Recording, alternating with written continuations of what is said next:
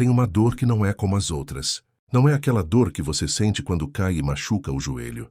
Não é a dor de perder um emprego, de terminar um relacionamento, de passar por uma decepção qualquer. Essa dor que eu vou falar hoje é diferente. Ela não tem um ponto exato.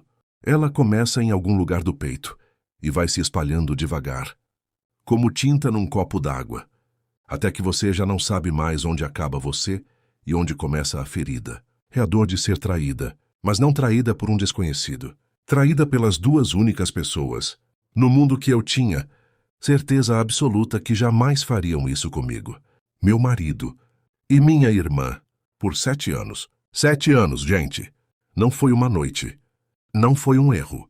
Foi uma escolha feita todo dia, durante 7 anos, por duas pessoas que eu amava mais do que qualquer coisa nessa vida. Fica comigo até o final dessa história, porque eu prometo que ela vai te fazer pensar muito sobre as pessoas que você tem ao seu lado agora. O nome dela é Camila, 39 anos, Porto Alegre. Trabalha como assistente administrativa há mais de uma década. Tem uma filha de 12 anos que ela chama de razão de ter se levantado da cama nos dias em que simplesmente não queria mais se levantar. Ela reconstruiu a vida dela tijolo por tijolo depois que tudo desmoronou. E hoje ela está pronta para contar essa história inteira, do começo ao fim, sem esconder nada. Porque existe muita mulher por aí vivendo a mesma coisa sem saber. Porque o silêncio protege quem erra, não quem sofre. E porque ela ficou em silêncio tempo suficiente. Para entender tudo, você precisa entender quem é a irmã dela. Patrícia tem 2 anos a mais que a Camila. Sempre foi a irmã mais bonita. Pelo menos era o que a família inteira dizia. Nasceu com aquele tipo de beleza que chama a atenção sem esforço. Cabelo escuro e liso, olhos grandes, sorriso que enchia a sala. Desde criança era o centro das atenções em qualquer ambiente. Nas festas de família, as tias iam direto nela. Na escola, os meninos gravitavam ao redor dela naturalmente. Ela tinha esse magnetismo que algumas pessoas têm e que não se aprende. Ou você nasce com ou não nasce. A Camila não nasceu com. Mas ela também nunca foi o tipo de irmã que ficou com raiva disso. Era a ordem natural das coisas na família. Patrícia era a bonita, a magnética, a que conquistava. Camila era a estudiosa, a responsável, a que ficava mais em casa. A que a mãe chamava de minha filha de confiança. Cada uma tinha o seu lugar. E por muito tempo aquilo funcionou bem. As duas cresceram juntas num apartamento de 2 quartos em Porto Alegre. A mãe delas, Dona Ivone, criou as duas praticamente sozinha, depois que o pai foi embora quando Camila tinha 6 anos e Patrícia tinha 8. Ele não morreu. Simplesmente foi. Construiu outra família em outra cidade. Mandou pensão durante alguns anos e foi desaparecendo devagar até que parou de aparecer de vez. Dona Ivone trabalhou como cozinheira em restaurante por mais de 20 anos para pagar aluguel, comida e escola particular para as 2 filhas. Ela sacrificou a saúde, os sonhos e boa parte da alegria dela para que elas não sentissem falta de quase nada. Com esse histórico, você entende por que a relação entre as 2 irmãs era tão importante. Elegeram o que tinham. Além da mãe, Patrícia era a família mais próxima, mais real, mais presente. Não tinha prima íntima, não tinha tia que morasse perto. Era Camila, Patrícia e Dona Ivone. Uma trincheira de 3. Camila conheceu Rafael quando tinha 23 anos. Ele tinha 26. Trabalhava como técnico de informática e complementava a renda fazendo manutenção de computadores, por conta própria nos fins de semana. Era um rapaz simples, de família humilde do interior do Rio Grande do Sul, que tinha vindo para Porto Alegre aos 18 anos em busca de oportunidade. Moreno, olhos castanhos, jeito calmo de falar que ela sempre achou muito bonito. Não era o tipo de homem que enche os olhos numa primeira olhada. O tipo que você vê e já perdeu o fôlego. Era o tipo que vai crescendo em você devagar, que vai ganhando espaço com gestos pequenos, com consistência, com presença. Ela conheceu ele numa festa de aniversário de uma colega de trabalho. Ficaram conversando na varanda por quase 2 horas, enquanto a festa acontecia do lado de dentro. Conversaram sobre filmes, sobre música, sobre as cidades que cada um queria conhecer um dia. No final da noite ele pediu o telefone dela, mandou mensagem no dia seguinte. E começou assim, simples, sem drama, sem fogo de artifício. Uma história que ela achava que ia durar a vida toda. Namoraram por 2 anos. Ficaram noivos. Casaram numa cerimônia pequena no cartório e numa festa modesta num salão alugado, com uns 80 convidados. Comida farta e muito samba. Dona Ivone chorou do começo ao fim da festa. E Patrícia foi madrinha. Ela discursou no microfone com aquela voz bonita dela, olhando para a Camila, com aqueles olhos que conhecia desde que ela nasceu, e disse que estava feliz demais, que Rafael era um homem de sorte por ter a conquistado, que amava a irmã mais do que ela podia imaginar e que estaria ao lado dela em tudo que viesse pela frente. As pessoas aplaudiram. Camila chorou de emoção. Rafael a abraçou. 2 anos depois desse casamento, Patrícia começou a dormir com o marido dela, e Camila só foi descobrir isso 7 anos mais tarde.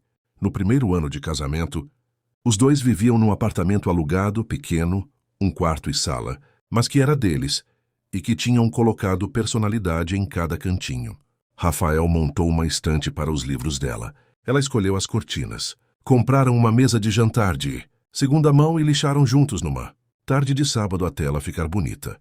Eram detalhes bobos, mas Camila guardou como tesouros, porque eram os tijolos da vida que estavam construindo. Patrícia, nessa época, estava namorando um rapaz chamado Leandro. Morava num apartamento próprio.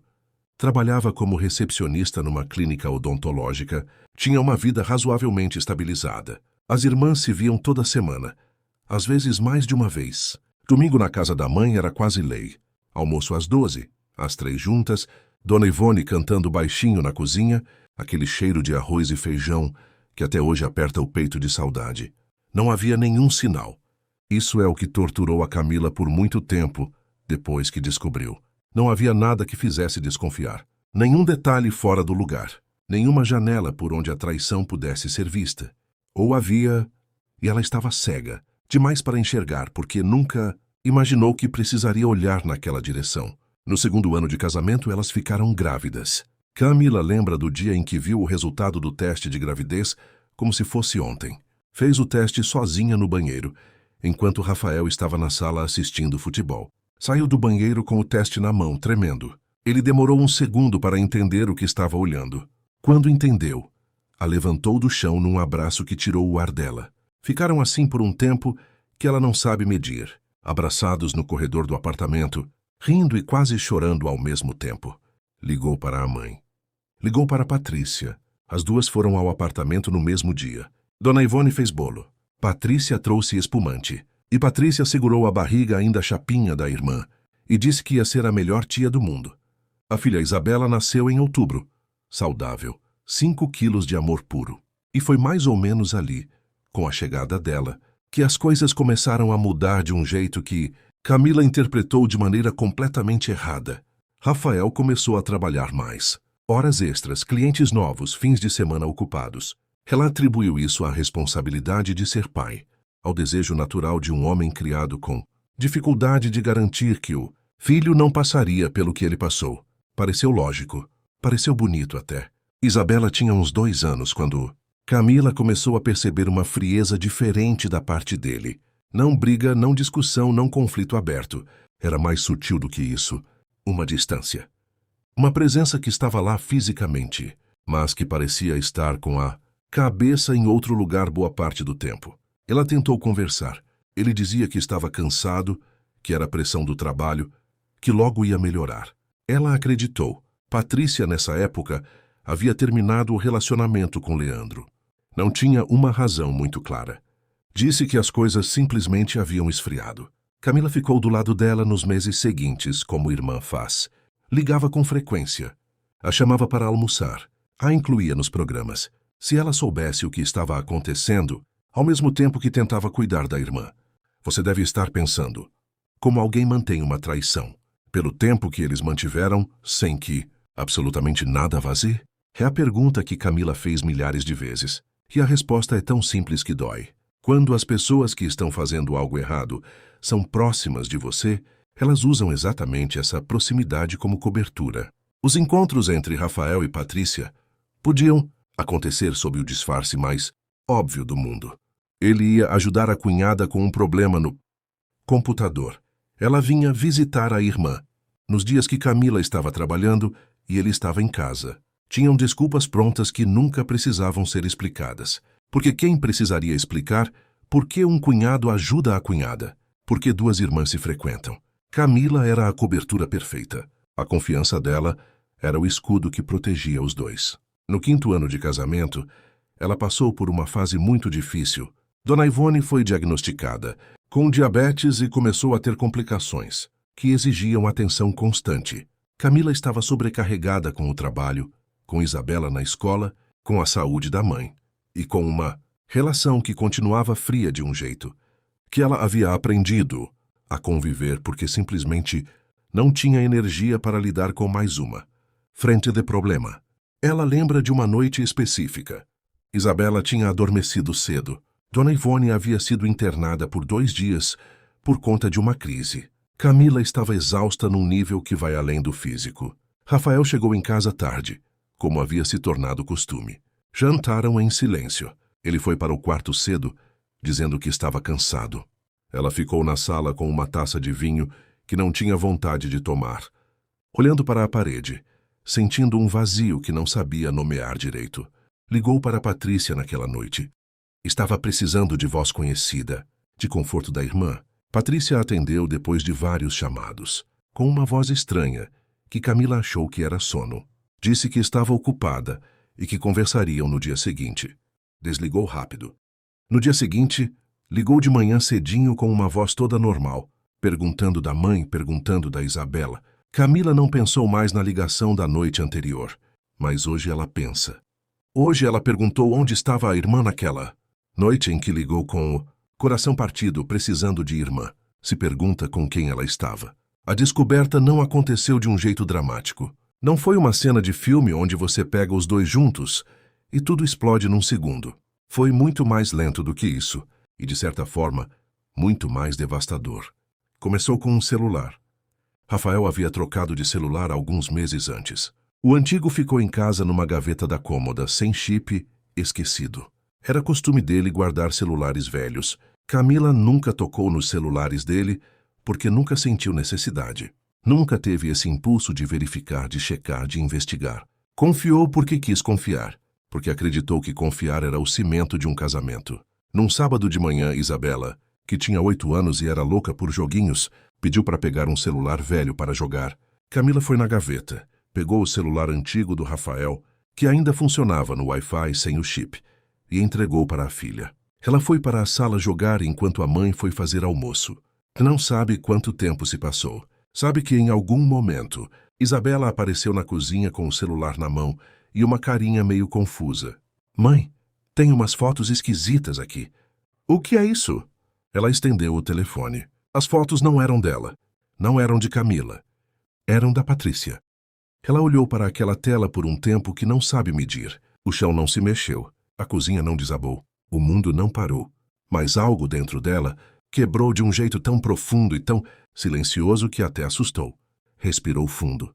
Agachou para o nível da filha e disse, com a voz mais calma que conseguiu montar, que eram fotos de trabalho, que não era nada. Isabela acreditou, porque tinha 8 anos. E porque mães não mentem, né? Mandou a filha brincar no quarto e ficou com o celular. Olhou tudo, cada foto, cada conversa que ainda estava salva. Eram mensagens mais antigas, do período em que esse celular era o principal, e cobriam pelo menos 2 anos de troca diária. Não era um deslize, não era uma loucura de uma noite. Não era aquele erro que as pessoas chamam de erro quando na verdade estão procurando diminuir o que fizeram. Era uma relação paralela construída com cuidado, com frequência, com intimidade. Tinham piadas internas, tinham referências a lugares que haviam ido juntos, tinham conversas de casal. O tipo de conversa que você tem com alguém que é parte da sua vida de verdade. Camila foi até o quarto, fechou a porta, sentou na cama e ficou olhando para a parede por um longo tempo. Rafael estava na sala. Ela ouvia o som da televisão. Isabela cantarolava alguma coisa no quarto dela. A vida do lado de fora do peito dela continuava completamente normal, enquanto por dentro ela estava sendo varrida por algo para o qual não existe palavra. Não saiu do quarto por horas. Quando Rafael bateu na porta, perguntando se o almoço estava pronto, ela disse que estava com dor de cabeça e que ele se virasse. À tarde, Quando Isabela foi para a casa da vizinha brincar, Camila saiu do quarto com o celular na mão, entrou na sala onde ele estava e colocou o aparelho na mesa na frente dele, sem dizer nada. Ele olhou para a tela, olhou para ela, e ela viu na cara dele o exato momento em que ele entendeu. Não houve negação. Isso também a destruiu à sua maneira, porque a negação ao menos seria uma forma de lutar por ela, de tentar preservar o que tinham. Ele ficou olhando para a mesa por um momento e disse: Camila, eu preciso te explicar algumas coisas. Ela não lembra o que ele disse com exatidão. As palavras chegavam, mas passavam por cima como água em pedra. Tudo o que conseguia pensar era no rosto de Patrícia no casamento, fazendo o discurso no microfone. Em quantas vezes ela a abraçou sabendo o que estava fazendo.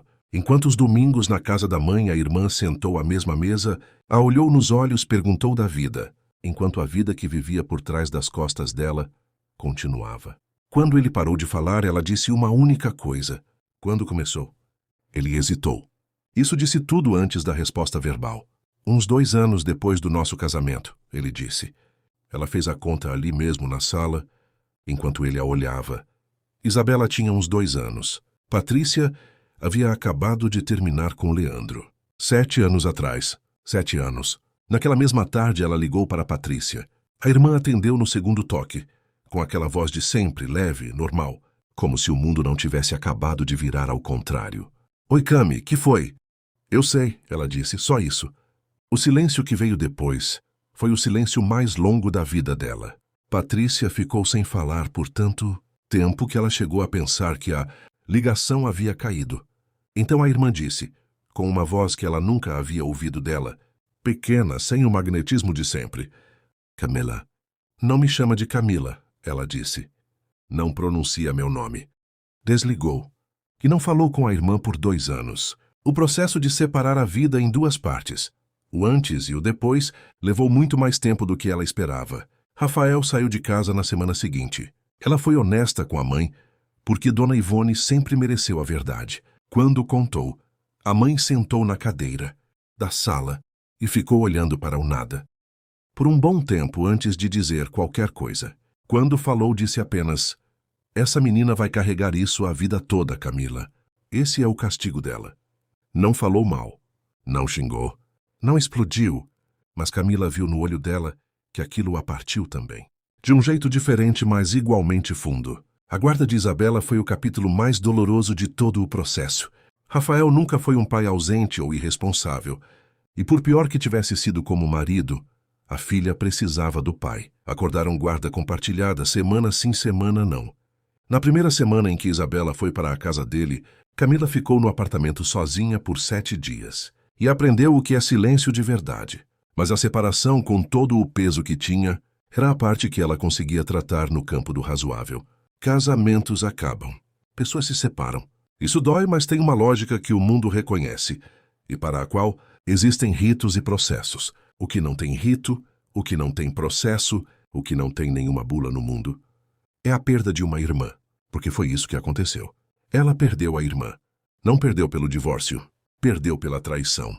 Porque uma coisa é Rafael, que era o marido, e que a machucou profundamente. Outra coisa completamente diferente é Patrícia. Patrícia, que dividiu o quarto com ela por anos. Patrícia, que ela consolou quando o pai foi embora. Patrícia, que estava do lado dela quando a mãe ficava doente. Patrícia, que dançou no casamento dela. Que foi madrinha da filha dela. Que estava lá em cada momento importante, sorrindo, dizendo que amava a irmã, enquanto fazia dela uma idiota. A traição de Rafael foi uma punhalada. A traição de Patrícia foi uma punhalada no mesmo lugar, girada devagar por 7 anos. Camila tentou nos primeiros meses entender o porquê. Não para perdoar, mas porque a mente não consegue aceitar um vazio tão grande sem alguma explicação. Falou com uma psicóloga sobre isso durante quase 2 anos. Encontros semanais que foram, ela não tem medo de dizer, o que a manteve funcional, num período em que poderia facilmente ter se fragmentado completamente. A psicóloga a ajudou a entender algo que ela custou a aceitar, que não existe explicação que torne uma traição assim justificável. Que a mente busca lógica porque lógica é reconfortante, porque se existe uma razão, então existe uma falha que poderia ter sido corrigida, mas nem sempre é assim. Às vezes as pessoas simplesmente fazem escolhas terríveis e o peso dessas escolhas pertence inteiramente a elas, não a quem foi traído. Demorou para internalizar isso, mas quando internalizou, foi libertador de um jeito difícil de descrever. Patrícia tentou se aproximar algumas vezes durante aquele primeiro ano. Mandou mensagens que Camila lia e não respondia. Deixou recados com a mãe que ela agradecia e não retornava. Uma vez Patrícia foi até o apartamento dela sem avisar e ficou na porta por uns 20 minutos, chamando o nome dela. Camila estava dentro. Ouvia cada vez que a irmã falava seu nome e ficou parada na sala sem se mover. Não era punição.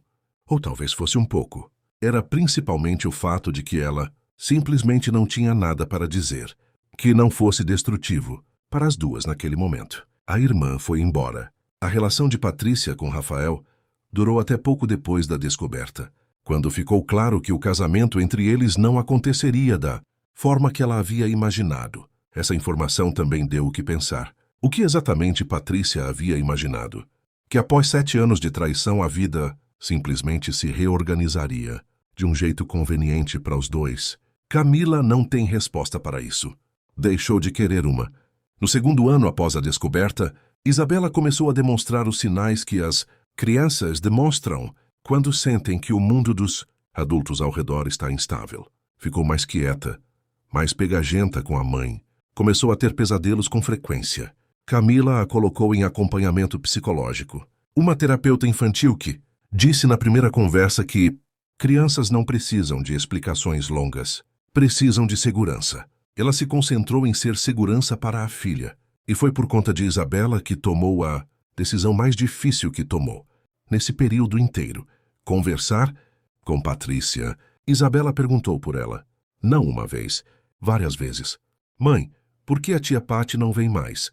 Crianças de 8, 9 anos não entendem afastamentos de adultos, entendem ausências. E a ausência de Patrícia na vida de Isabela era uma ausência que não havia sido escolhida pela Isabela. Era consequência de escolhas que adultos fizeram. Aquilo pesava. Camila não marcou um almoço, não pediu para a irmã vir ao apartamento. Ligou numa tarde. Quando Patrícia atendeu e reconheceu a voz dela, ficou em silêncio por um momento. E então Camila disse, vou te dar 30 minutos. Fala o que você tiver para falar. A irmã falou. Chorou muito. Mais do que ela esperava. Disse que não tinha explicação boa o suficiente para o que havia feito. Que sabia disso. Que havia vivido os últimos 2 anos carregando um peso que não desejaria para ninguém. Disse que havia começado de um jeito que ela mesma não soube nomear direito. Uma situação que foi crescendo antes que tivesse clareza do tamanho que tinha tomado. Disse que amava a irmã, que isso era verdade independente de tudo, e que entendia completamente se nunca fosse capaz de perdoar. Camila ouviu tudo. Quando Patrícia terminou de falar, ela ficou em silêncio por alguns segundos. Então disse, Patrícia, eu não sei se algum dia vou conseguir perdoar você. Honestamente não sei, mas eu não posso tirar a tia da Isabela por causa disso. Você vai poder vê-la, com regras que eu vou colocar. E você vai respeitar essas regras ou acabou. A irmã aceitou. Esse arranjo levou meses para encontrar um equilíbrio que não fosse doloroso demais. As primeiras vezes que Patrícia apareceu para buscar Isabela para um passeio, Camila entrava no quarto e ficava lá até elas irem embora, porque não conseguia olhar para o rosto da irmã sem sentir uma coisa que não tinha nome limpo. Com o tempo foi ficando um pouco mais suave. Não fácil. Suave. Isabela hoje tem 12 anos e tem uma relação com a tia que existe nos termos que a mãe estabeleceu. Rafael reconstruiu a vida dele. Camila sabe que está namorando alguém. Não sabe quem e não quer saber. A relação existe exclusivamente pela Isabela e funciona de forma civilizada porque os dois decidiram que seria assim por causa dela. Não é amizade. É coparentalidade. São coisas muito diferentes. E Camila, ela reconstruiu o que era possível reconstruir. Voltou a estudar. Fez uma especialização que havia adiado por anos. Foi promovida no trabalho. Encontrou amigas que viraram família de escolha. Aquela família que você constrói quando a de sangue decepciona. Começou a caminhar de manhã cedo, antes de Isabela acordar. 30 minutos de silêncio e movimento, que viraram o ritual que a mantém equilibrada. Não namorou ainda, Não porque tenha medo de se apaixonar, mas porque ainda está aprendendo a confiar no próprio julgamento depois de ter confiado tão profundamente em pessoas que não mereceram. A psicóloga diz que isso tem um tempo, que quando estiver pronta vai saber. Ela acredita. E agora eu quero falar diretamente com você que está ouvindo essa história durante muito tempo. Depois da descoberta, Camila se perguntou o que havia feito de errado, que sinal havia perdido, que buraco na atenção dela havia permitido que aquilo acontecesse por tanto tempo. Ela se responsabilizou por uma coisa que não era responsabilidade dela.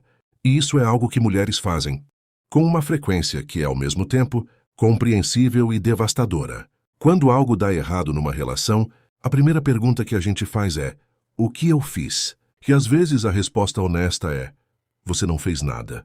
Você amou. Você confiou. Você foi leal. E as pessoas ao seu redor escolheram não ser. Isso não é falha sua. É falha delas. Leva tempo para internalizar isso de verdade. Não apenas entender com a cabeça, mas sentir no corpo como verdade. Levou para ela. Mas chegou. Essa história não definiu Camila. Ela aconteceu com ela. Foi parte dela. A moldou de jeitos que ela ainda está descobrindo. Mas não é o que ela é. Ela é a mãe da Isabela. É filha da dona Ivone. É a mulher que ficou de pé quando tinha todas as razões do mundo para não ficar. Isso é o que ela escolhe ser. E se você está ouvindo essa história agora e reconhece algum pedaço dela, se tem alguma coisa na sua vida que você está ignorando porque é mais fácil não ver, se tem alguma dor que você está carregando sozinha porque não sabe como pedir ajuda, eu quero que você saiba uma coisa. O que você sente é válido, o que você viveu é real, e você não deve silêncio a ninguém que te machucou. Conta para quem você confia. Busca ajuda. Cuida de você. Porque no final, quando toda a poeira baixa, a única pessoa que vai estar lá sem falta, sempre, é você mesma. E você merece que essa pessoa seja inteira. Se essa história te tocou de alguma forma, deixa o seu comentário aqui embaixo. Conta o que você sentiu. Conta o que você viveu. Conta o que você acha que faria no lugar dela. Isso aqui é um espaço de acolhimento, sem julgamento. E se você ainda não segue o canal, segue agora. Porque toda semana tem uma história nova. Uma história real. Uma história que alguém teve coragem de contar para que você não se sinta sozinha na sua. Até a próxima!